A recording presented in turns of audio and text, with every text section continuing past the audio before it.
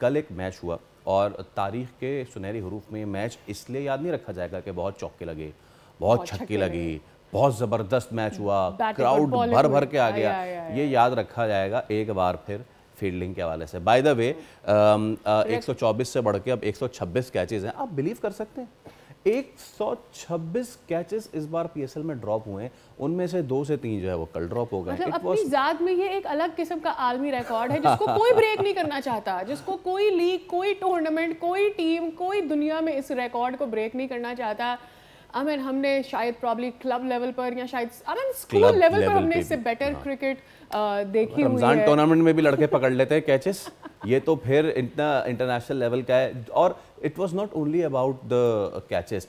सैयद हैदर हमारे साथ मौजूद हैं। हैदर भाई, हम we would have love to talk to you about कि वाह भाई वाह, लाहौर फाइनल में पहुंच सकता है, कि इस्लामाबाद पहुंचेगा, कल क्या गलती हुई कराची से, लेकिन नहीं, हम आगाज़ ही करेंगे इस चीज़ से।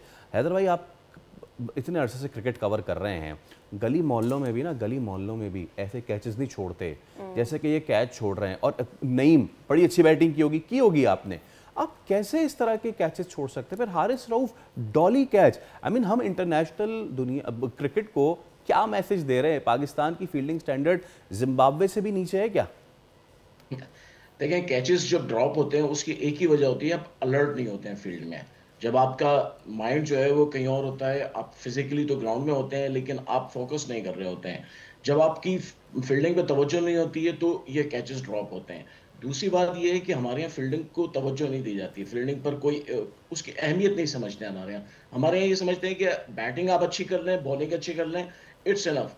ये सबसे बड़ा फैक्टर है और ये आज का नहीं, ये हमारी पूरी क्रिकेट की जो 80 साल की हिस्ट्री है उसमें ये एक फैक्टर लेकिन हैदर साहब, 80 साल में हमने ऐसा नहीं देखा होगा हमारी टीम में कोई एक आध प्लेयर, कभी शाहिद आफरीदी, मोइन खान, राशिद लतीफ को बिहाइंड द विकेट्स हमने देखा। अब तो हमें अपने विकेट कीपर्स पर भी, हम यासिर को हमने जैसा कैच देखा है ड्रॉप करते हुए, with those gloves if you can do it, I don't know what are you gonna do without the gloves. So इतना बुरा हाल नहीं था। कोई ना कोई 1, 2, 3 ऐसे प्लेयर्स जरूर होते थे। यूनुस खान जो अच्छे फील्डर्स थे, इमरान नज़ीर, एजाज अहमद, बहुत अच्छे फील्डर थे। ऐसी बात नहीं है, बिल्कुल आप सही कह रही हैं। पाकिस्तान में बड़े अच्छे फील्डर्स रहे हैं, जिन्होंने यूनुस खान थे, फिर पुराने माजिद खान, मुश्ताक मोहम्मद, ये लोग ऐसे फील्डर्स थे नामुमकिन कैच लेते थे। लेकिन उसकी वजह ये थी उस वक्त उनकी पूरी तवज्जो होती थी फील्डिंग के ऊपर। वो अपने आप को प्रिपेयर करते थे इस बात के लिए कि कैच आएगा तो हमने फौरन पकड़ना है। अब जो हमारे इस वक्त जो यंगस्टर्स आ रहे हैं उनकी शायद बिल्कुल भी तवज्जो नहीं है फील्डिंग के ऊपर। आप ये देखिए कल जो डॉली कैचेस हुए हैं, यानी इतने सिटर थे, बिल्कुल हाथों में आराम से बच्चे भी पकड़ सकते हैं। इसका मतलब है कि आप जो है फिजिकली फिट नहीं है, आप बैटिंग तो कर लेते हैं टाइमिंग के ऊपर या अपनी रीच के ऊपर, तो ये चीज जो है ये बड़ी खतरनाक है।